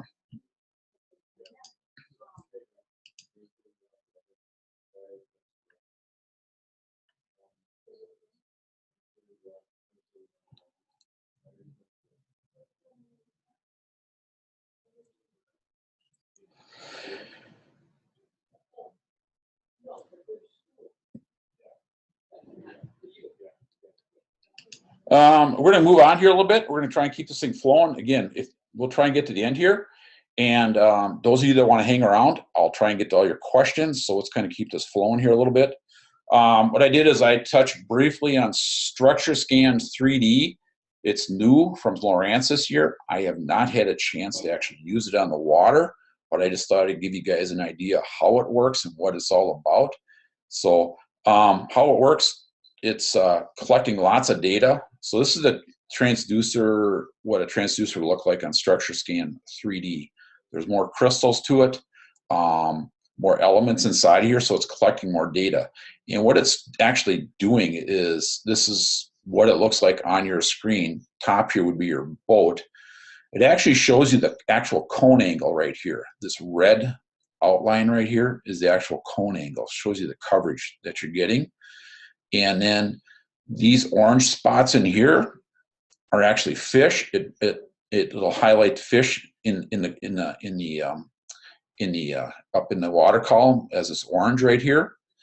And then also it actually gives you an actual 3D representation of the bottom. Now remember, structure scan or side scan is a flat plane, 2D. It's just flat, but you can interpolate what's up, what's down, what a ridge looks like, and things like that with it. So anyway, here's just a little bit of here's a kind of a side by side or a comparison between the two of them right here. So structure scan on side scan on the top right here, so you can see everything's in a flat plane. So then your 3D, this is your actual, right here is your boat on side scan, so your boat's at the top of the screen, and then on structure scan 3D, your boat is right here, and so everything that's behind the boat is this information right here. So it's basically taking this, tipping it up on end, and looking at it from the back side. So you're getting actual 3D representation of the bottom. There are some settings inside of this thing that you can enhance the bottom and make things bigger, larger, or flatter. But these arrows are just kind of representing what the bottom would look like. So you got a hump right here, and this is what this is right here. Over here, this is what this is over here. So just a representation of what it is. And this is all I really got on structure scan 3D right now. I really don't have much information on it right now.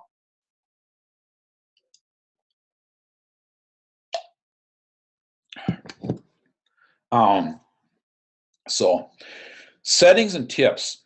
We're going to kind of run through this real quick, and then when we get to the end of the question and answer, I'll go run through everybody's questions here. So yeah, we've been here for, I guess, an hour and a half almost. So we're run through some of these settings and tips I got going on here right now. Now, again, I'm kind of using this off of Lawrence's type stuff, what I'm used to using and things like that. You can interpolate and things like that if you're running a Humminbird or things like that. But on 2D sonar, I typically leave my sensitivity on auto. I typically leave my range in auto, my color line in auto. Frequencies, typically 200 hertz. We'll go over the set. I got some better screenshots of some of these at some of the 283. But again, what I found is that now that I've run chirp for 2 years now, is that I'll flip back and forth between 200 hertz and chirp. So that's one thing I can say. It's kind of you got to learn trial and error by jumping back and forth between the two of them. Palette colors, personal preference, and I got some comparisons coming up here. Ping speed, that came up a couple of times. I have always run mine in max, since max is best for looking for fish on plane, and since it makes it simple, I just leave mine in max, and it works all the time for me. You can change the ping speed if you're getting crosstalk. You can maybe try and decrease the ping speed to get rid of some of that crosstalk. Downscan on Lowrance, you can adjust the contrast and things like that. Typically in contrast, leave that auto. On downscan for the range, I'll leave it in auto. Palette is personal preference. Frequency will vary based on the manufacturer and the software revisions. Your typical choices are 455 or 800 hertz. Use the one that gets you the best picture quality. And again, there's different software revisions within the manufacturers and different transducers, different, LSS1, HD, now structure scan 3D, and each one of them is different. Side scan, contrast, I usually run that auto. Range, decrease the range. Range, I run that manual. Decrease the range to gain the best picture quality based on depth. Less range in side scan is equal to zoom in 2D. Distance of each varies by manufacturer and software revisions. Again, we could be here all night long just talking about the different ranges and things like that. So again, you got to look at what you got and then work within the parameters of what you have. So anyway, frequency will vary based on the manufacturer and software revisions. Again, your choices here are 455 or 800. And I just got down to use whatever one gets you the best picture. I ran Humminbird for a couple of years, and I found that 800 gave me a better picture than 455. the early LSS1 800 gave me better picture quality, but then I found as HD came out that the 455 actually worked better. But now that the 3D is out, that's going to be a totally different animal. This came up a couple of times. 83 hertz versus 200 hertz. 83 hertz is a 60-degree cone for longer fish arches. It's typically a 60-degree cone, which is about a 1-to-1. So you'll get a wider, you'll cover more bottom with because it's a bigger cone, a wider cone. You'll get more bottom coverage. And because the cone is wider, your fish arches are going to be longer. And I got some screenshots of that. 200 hertz is typically your 20-degree cone. It'll give you shorter fish arches because the cone is narrower. The fish are in the arches in that cone less. I use 83 hertz to try and resolve crosstalk issues. So if you're fishing in a pack of boats and you're getting a lot of crosstalk, most of them are probably running 200 hertz. You can try and switch to an 83 hertz frequency and see if your crosstalk issues go away. 83 hertz works well for downriggers again because of the fact of the wider cone. You get more coverage. And down here, I just kind of reiterate again, 200 hertz cone coverage is for every 3 feet of depth, approximately 1 foot of coverage. And then 83 hertz cone coverage, 1 foot of depth, 1 foot of coverage. Palette colors. Here, this question came up a couple of times, and here we're going to cover it right here. So, palette 1 on the left-hand side here uses yellow as the strongest signal strength and blue as the weakest, with the background as white. It is much better for bottom hardness, but if you look closely at the images, the fish and bottom hardness differences are different. Differences are seen on both palettes. So, over here on the right-hand side of the screen, it's very easy to distinguish the bottom hardness. Right here is hard bottom. We transition into a soft bottom right here, less echo return, less sounds being transmitted back to the transducer. As we transition back into a hard bottom, you get more sound more sound is being reflected back to the transducer, and so that this band becomes wider. And if you look over here, and this is palette 2, which is a brown bottom, which is kind of cool sometimes, but bottom hardness is very tough to distinguish on this brown bottom palette, on this color palette. You'll see that, again, harder bottom right here, it's a little brighter, but as we go over soft bottom right here, it gets a little darker, but it's harder to tell. Then we transition back into a hard bottom. Fish are easier to see with this brown bottom, as you can see here on the left-hand side of the screen. Right here, we got a fish that's tight to the bottom. With the palette color number 1, this fish is tight to the bottom, and right here, and so it's very hard to distinguish between the two of them.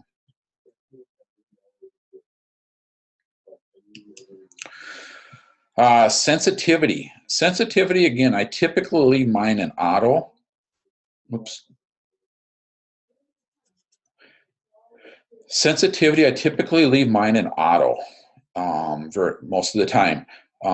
What you got over here on the left-hand side of the screen is a sensitivity set very low. And it cleans up the screen nicely, but you lose a lot of what's in the background right here. So, if you look to the right here where this is sensitivity set in auto or 0%, you can see small fish back up here in the water column and things like that. The bigger fish are right here. You can see it here on the right-hand side, and you can still see it on the left-hand side here. But if you clear the screen up too much, you're not going to get the full picture of what's going on. And you can see the weed. These are weeds right here. They kind of wash out a little bit, and over here, over here they will kind of wash out a little bit. With the sensitivity typically set where an auto right here, you get a nice clean. You can kind of see them right here. So basically, sensitivity changes how the echo strength is displayed. Sensitivity isn't power. It's different for water depth of water. Auto sensitivity works well in most applications, and sensitivity is like the volume on a radio. The radio receives a signal from the tower, and the volume control raises and lowers what we hear. The sonar receives a signal from the transducer, and the sensitivity control raises and lowers the level we see on the display.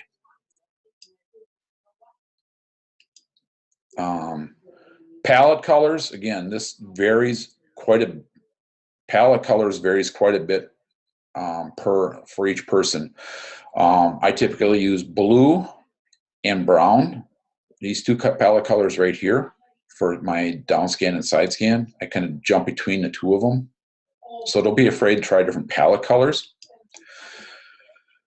Color line. Color line you can adjust on Lowrance.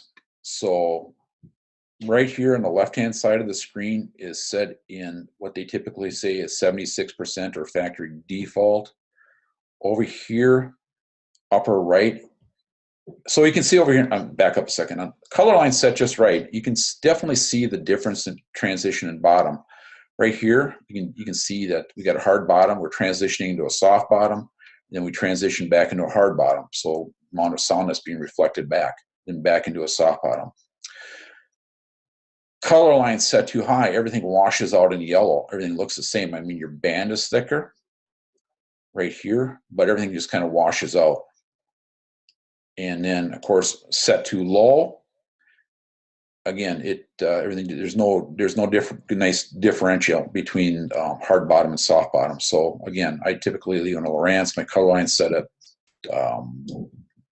factory default of about 76%. I want to go over, just touch briefly on Navionics settings. Navionics mapping, they got various mapping for various units. The features change by unit, and just want to touch base briefly on the differences here. Sonar nautical charts, which is our base layer, is right here on the top. And the fish and chip, aka sonar charts, is that this is a question I often get, is that I can't see this extra detail. You got to make sure you got to go and turn on the sonar chart layer if you've got a chip that's capable of running sonar charts. So you got your Hot Maps Platinum and your Navionics Plus. The best way to, I'm not going to go through all the brands of how to do it, but each brand is model specific settings. And so if you want to go to the Navionics website, click on the help menu, and then type in what sonar you got, and it will tell you how to set up your unit to run, to get the most out of your Navionics card. Tips and software updates, I recommend backing up all your data, backing up your waypoints, routes, and settings in case your unit crashes. Again, each brand is different. And then software updates, I highly recommend keeping those up to date. Common question I get is, my unit shuts off, my sonar shut off when I'm starting my boat. One of the possible causes there are too small a battery, weak battery, or poor connections. So I would recommend running the biggest power supply you can, getting a good quality charger to keep your battery topped off when you're sitting in your garage. Don't skip on wire sizes and connectors. So let's kind of go over some questions and answers. Let's take a look here, what we got going on here. Let's get caught up here. So if you got any questions, I'll try and get caught up in everybody's questions.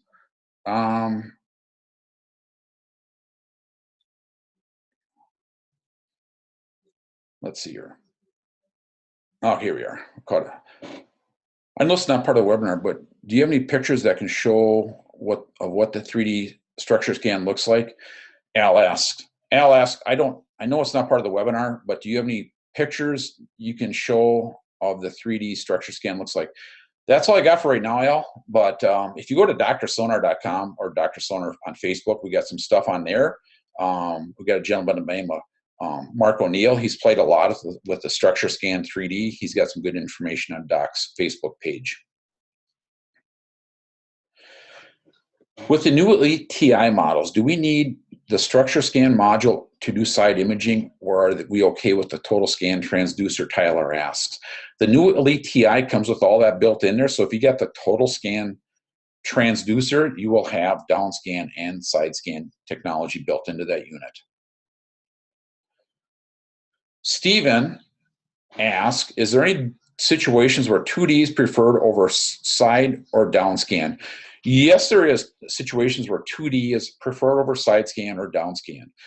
Let's say you're open water trolling, for example, and let's say you're fishing for suspended fish.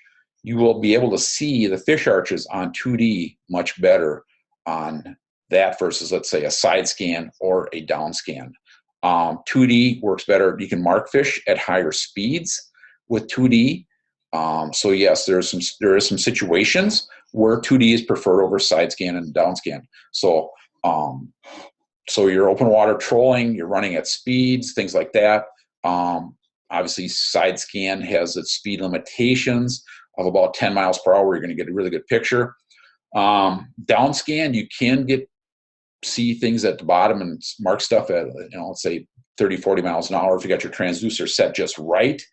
But no, I would say at 2D, when I do open water trolling, like on the Great Lakes, I'll be running 2D typically. Unless, and I'll run 2D and SideScan or DownScan side by side so I can get a good idea what I'm looking at if I go over something, any questions. So thanks, Sean, for joining in. Why do my Navionics chips with the fishing chip turned on not showing the same detail? Why do my Navionics chip with the fishing chip turned on not show the same detail and bathymetry as a web app or the iPhone, even after it's updating? That's Austin. Why don't you drop me a note or an email, and we'll talk about that. We'll figure out. What is the best mapping card for the new Helix 9 side imaging with GPS? Hot Maps Premium or Platinum? They are dropping the Hot Maps Premium product, Rich, so that's no longer in play. I would have to say either Hot Maps Platinum or Navionics Plus. Now, the reason I say Navionics Plus is nice because it covers all the United States and Canada. And it also gives you the ability to download the sonar chart layer of the various areas that you may fish. So Hot Maps Platinum does come with sonar charts preloaded, but let's say you fish south and you decide to travel out of the coverage area of that card, one card will cover the whole area. Let's see here. If I had a separate unit on to stay 3D structure scan, what unit do you? If I had a separate unit to stay on 3D structure scan, what unit do you recommend? Jeff asked. Jeff, if you want to use structure scan 3D, you will need to have a Gen 3 unit from Lowrance Gen 3, because that's the only one that's capable of running the structure scan 3D right now. That's the processor and things like that. Its software update allows that. So Gen 2 won't run structure scan 3D. Barry, where could I find Raymarine info on drsonar.com? Unfortunately, Barry, Doc has done a little bit on that, but he hasn't done a lot of testing. So so you won't find much information on Raymarine on drsonar.com. I apologize for that, but as we get more and more information available. Al asks, isn't 2D sonar also the only one of the technologies that give you a meaningful data when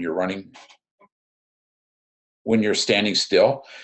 Yeah, Al, yeah, typically, yes. You saw, if I use 2D sonar for ice fishing, and when I'm sitting still, you're gonna, the fish you're not gonna get the fish arches, but as the fish travels into the cone, it's gonna have a flat line. So yes, you can mark fish. I would have to say yes.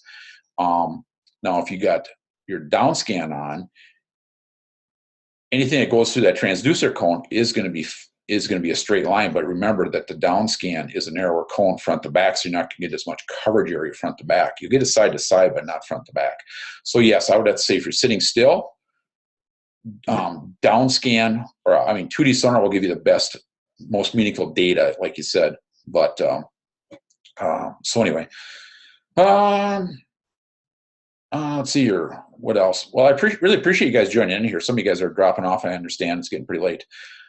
Will Lowrance release a 9-inch version of Elite. I don't know about if they're doing a Elite 9-inch TI. As far as I know, no. Let's just jump off here real quick here. If those of you that want to find me, you can find me at khedquist@navionics.com, and you can shoot me an email, and I can send you a link, things like that. I just want to give you a few things here on the screen right here, some educational resources. Is that, again, I work with Doc Sampson really a lot, and he does have some good tutorial DVDs on his website that cover some of these items like that. So those of you that are running a Humminbird core model, like they show there, the 999, 1100 series and things like that, he's got a very good tutorial DVD on that. He's got some stuff on the Lowrance HDS Gen 2. He's working on a Gen 3. This DVD right here, the Understanding Sonar, Interpreting Sonar, is very good. It works with everything. Gives you it goes into more in depth what we just talked about. I mean, could have gone all day with this, but we had so much time. And then Understanding Structure Scan over here on the left-hand side. So go to his website, check it out, like him on Facebook. He does have some great schools coming up if you're in the Minnesota area for educational on-the-water schools and things like that. Got a few more questions here. Let's see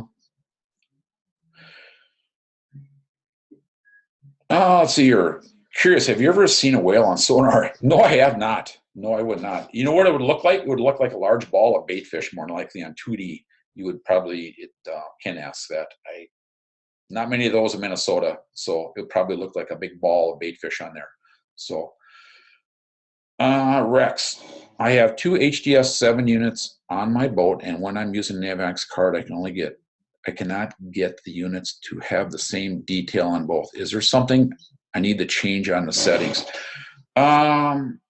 Rex, I'm assuming you have Ethernet cable between the two of them, and are your software updates are both units running the same software? Are you current on both software revisions on both your HDS 7 units? Al, I just bought a boat and it came with a working older Lowrance in the front and a dead sonar unit in the back. I just bought a new Humminbird 899 HD for the back of the boat. Do I have to run them at different frequencies if they are going to be both running at 200 hertz? Will they get crosstalk? Al, you may, if you're in shallow enough water, remember that cone angle. It's about it's a 1 to 3.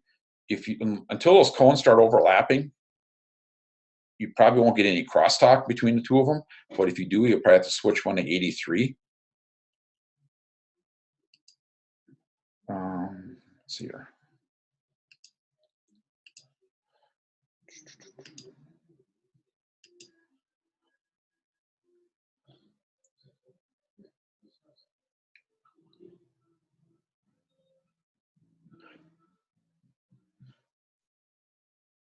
So, anybody else got any questions? I hope I got to everybody's questions tonight. And I'm not sure who all has various questions and who's left right here.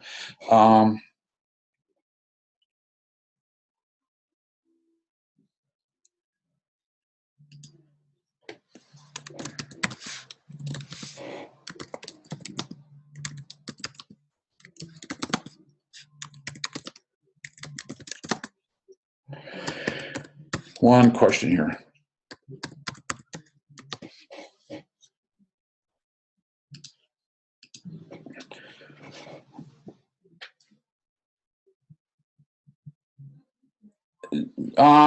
Basically, let's see here. Let's see here. Okay, hold on a second here. We got some stuff. Rex Davis, you should be able to see Rex, you should be able to share the map card between the two units. There's something in the settings that isn't quite right. It's something in your networking settings that isn't quite right. If you want to drop me a message maybe later on at my email or something like that, we can maybe work through that. But you got a setting there that isn't quite right. You're not sharing the data. Can you show any images showing the difference between sand and mud rock? Let's see here.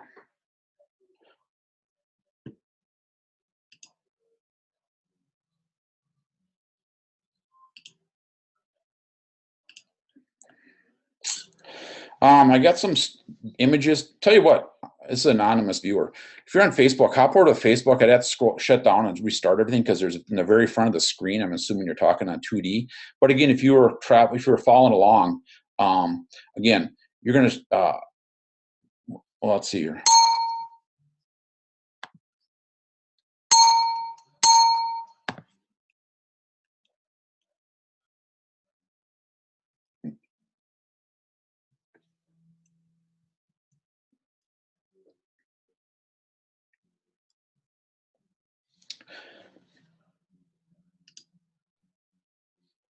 Okay, this is for the anonymous viewer right here. What we got right here is a transition from a hard bottom to a soft bottom or a mud bottom, and then back to a hard bottom. And rocks will be very similar to that. You may see some, over here and right up over here. There's probably some rocks over here, or there's rocks right there. So what you're going to see is a transition from hard bottom to soft bottom back to hard bottom.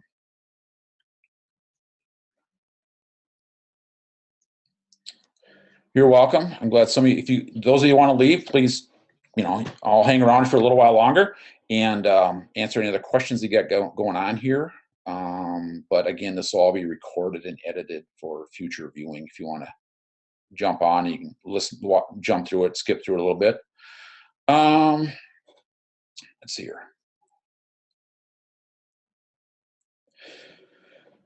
Pat, the new 3D unit, will it have a new transducer and any danger of crosstalk?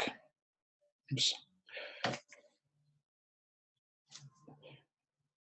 How much distance will it need between transducers if I keep the old unit and run another transducer that will give me, Pat, when you get the new 3D, if you got to have a Gen 3, it will be a new transducer. You'll remove the old structure scan transducer. It looks very similar, but it's a different transducer. It's deeper, it's got more crystals in it, and you will mount it very similar to your old structure scan transducer. So you'll have that maybe just a little bit deeper below, so you don't get any interference. So it'll be very similar to what you have now for structure scan. Donald, will I find the recording this summer once it's edited? Yes, you will.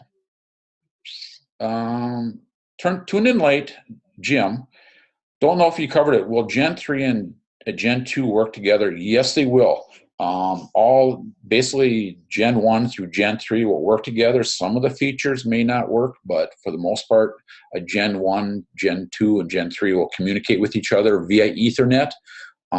There may be a few items that won't work, like map sharing and a few things like that, but yes, a Gen 3 and a Gen 2.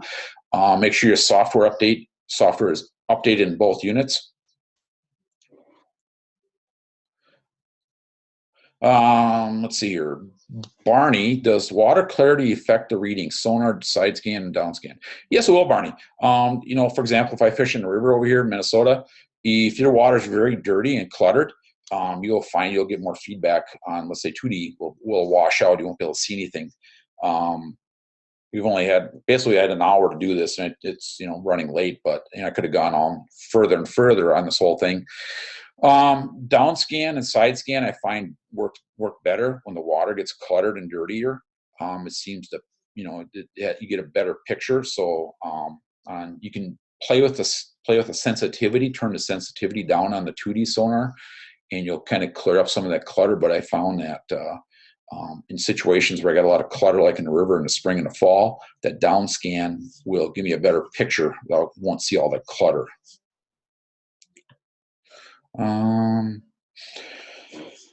Michael, do you have to use a splitter or a module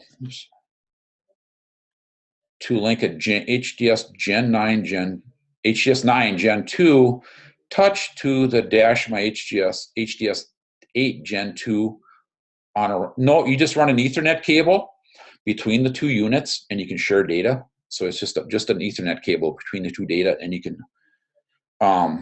so you can just share the screens and so on and so forth. Let's see here.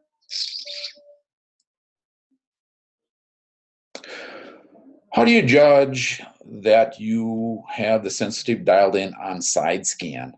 I think I'm guilty. Usually run my sensitivity too high, or maybe I'm missing details. You know, on SideScan, on Lowrance, it has an auto setting, and I typically leave it on auto. I kind of leave that on auto for the most part. Play with a little bit and but like I say, on SideScan, I typically leave it on auto. Let's see here. Let's see here. Dan asks, with downscan imaging, how much of a range would I see of the bottom per foot of water? Dan, it's about a 1-to-1. So if you go down 1 foot, it's 1 foot width. You go 2 to 2, and it's basically about a 45-degree cone.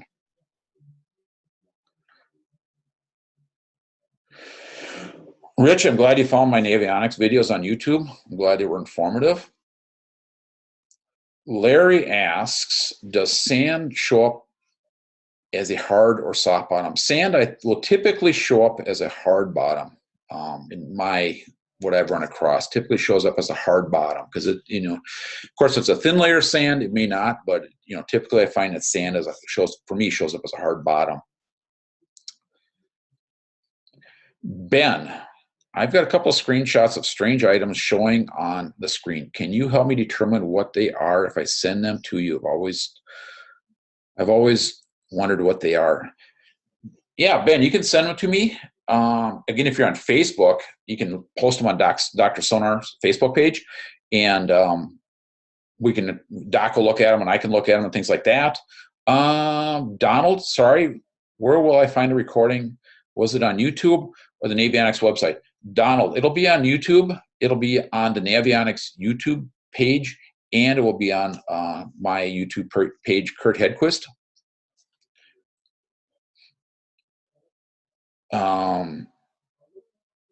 Let's see here. I think I'm staying caught up with all the questions. Did I miss anybody else's questions earlier?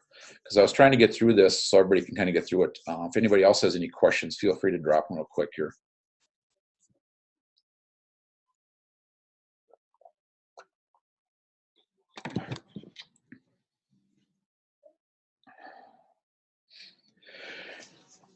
And again, this will all be recorded. We're going to edit it and take care of it and stuff like that, so you'll be able to view it.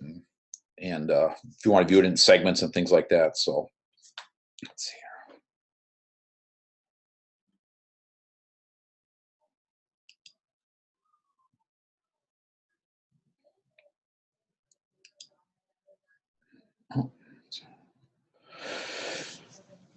Michael, so linking the HDS 9 touch in the dash to my HDS 8 on the RAM up front, I just need Ethernet cable to see the side scan. Yeah, you'll be able to share the screens between the two units. So obviously your 9 touch in the dash has side scan on it, or SideScan DownScan's got the transducer, and then you want to run it up to your front unit. Yeah, you'll be able to share the screens between the two of them. So yeah, you'll be able to share screens and the data and things like that.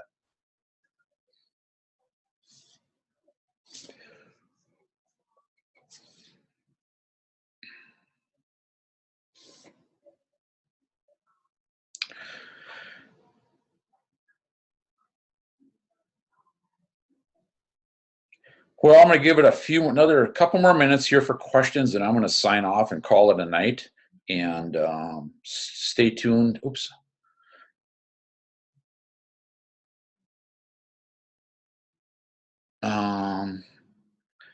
You're welcome.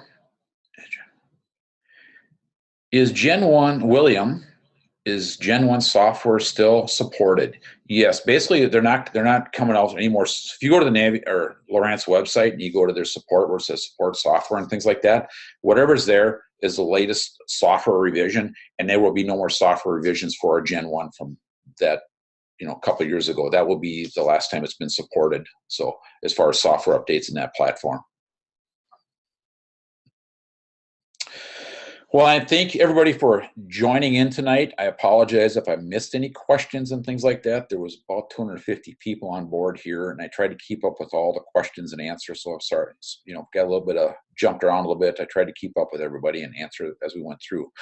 Again, if you got any questions, you can drop me an email at khedquist@navionics.com, or you can find me on Facebook at Dr. Sonar, and or you can go to drsonar.com. So anyway, well, you guys have a good night. I appreciate you joining in. Got a little long, but there's a lot of information here. It's hard to pack it in 1 hour, so with all the questions and stuff. So hey guys, have a good night. Thanks for joining. Talk to you later.